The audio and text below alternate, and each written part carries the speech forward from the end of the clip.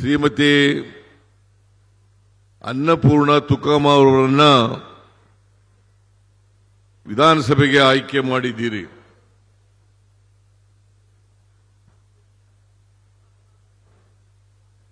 ತುಕಾರಾಮ್ ಅವರು ಕಳೆದ ಬಾರಿ ಸಂಡೂರು ವಿಧಾನಸಭಾ ಕ್ಷೇತ್ರದಿಂದ ಶಾಸಕರಾಗಿದ್ದರು. ಅವರು ಲೋಕಸಭೆಗೆ ನಿಂತುಕೊಂಡು ಲೋಕಸಭೆಗೆ ಆಯ್ಕೆಯಾದ್ದರಿಂದ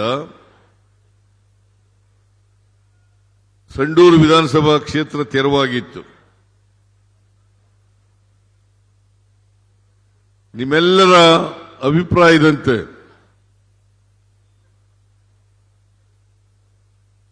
ತುಕಾರಾಮ್ ಅವರ ಧರ್ಮಪತ್ನಿಗೆನೆ ನಾವು ಅಭ್ಯರ್ಥಿಯನ್ನಾಗಿ ಮಾಡಿದ್ದು.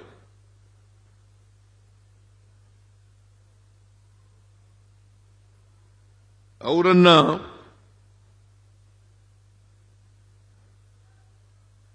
ತಾವು ಆಶೀರ್ವಾದ ಮಾಡಿ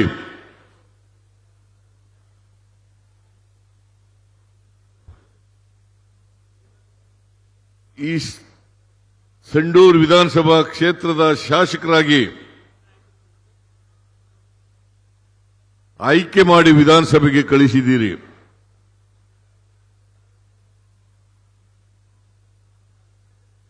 ಈ ಚುನಾವಣೆಯಲ್ಲಿ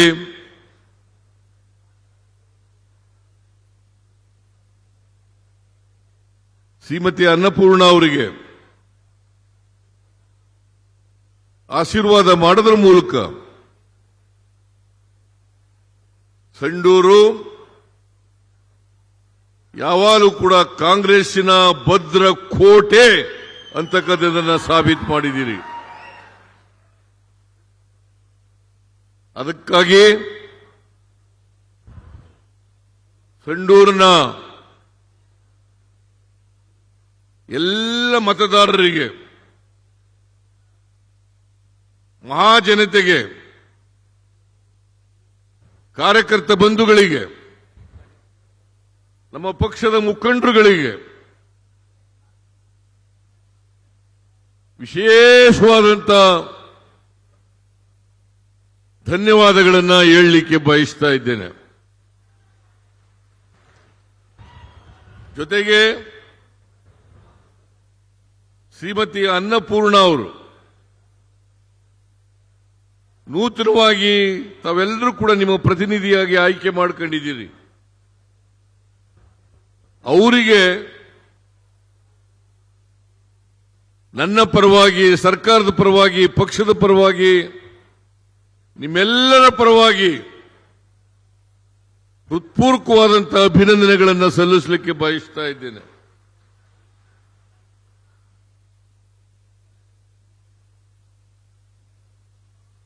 ನಾನು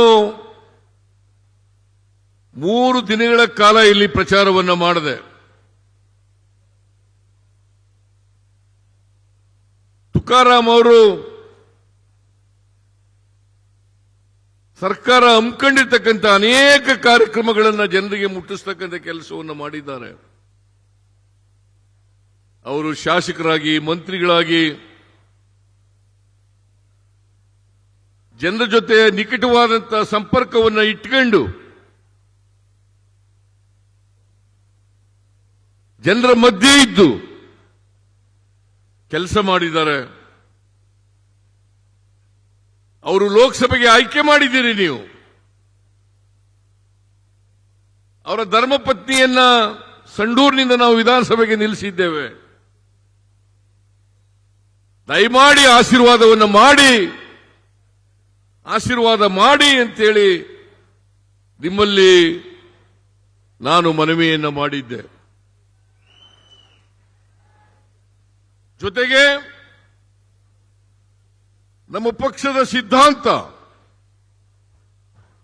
ಪಕ್ಷದ ಕಾರ್ಯಕ್ರಮಗಳನ್ನು ಜನತೆಯ ಮುಂದೆ ಇಟ್ಟಿದ್ದು. ಇವತ್ತೇನಾದರೂ ಸಂವಿಧಾನದ ರಕ್ಷಣೆ ಆಗಬೇಕಾದ್ರೆ, ಪ್ರಜಾಪ್ರಭುತ್ವ ಉಳಿಬೇಕಾದ್ರೆ, ಬಡವರಿಗೆ ಆರ್ಥಿಕ ಸಾಮಾಜಿಕ ಶಕ್ತಿ ಬರಬೇಕಾದ್ರೆ ಅದು ಕಾಂಗ್ರೆಸ್ನಿಂದ ಮಾತ್ರ ಸಾಧ್ಯ. ಭಾರತೀಯ ಜನತಾ ಪಕ್ಷ ಯಾವತ್ತೂ ಕೂಡ ಸಂವಿಧಾನದ ಪರವಾಗಿರ್ತಕ್ಕಂಥ ಪಕ್ಷ ಅಲ್ಲ.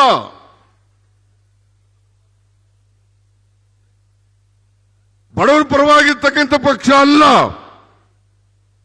ಸಾಮಾಜಿಕ ನ್ಯಾಯದ ಪರವಾಗಿರ್ತಕ್ಕಂಥ ಪಕ್ಷ ಅಲ್ಲ. ಆ ಪಕ್ಷಕ್ಕೆ ತಾವು ಆಶೀರ್ವಾದವನ್ನು ಮಾಡಬೇಡಿ ಅಂತೇಳಿ ನಿಮ್ಮಲ್ಲಿ ಮನವಿಯನ್ನು ಮಾಡಿದ್ದು. ನೀವು ನಮ್ಮ ಮನವಿಯನ್ನು ಪುರಸ್ಕಾರ ಮಾಡಿ ಶ್ರೀಮತಿ ಅನ್ನಪೂರ್ಣ ಅವರನ್ನ ಆಶೀರ್ವಾದ ಮಾಡಿ ವಿಧಾನಸಭೆಗೆ ಕಳಿಸಿಕೊಟ್ಟಿದ್ದೀರಿ. ಅದಕ್ಕೆ ಮತ್ತೊಮ್ಮೆ ನಿಮಗೆ ಅನಂತ ಅನಂತ ಧನ್ಯವಾದಗಳನ್ನು ಹೇಳಲಿಕ್ಕೆ ಬಯಸ್ತಾ ಇದ್ದೇನೆ.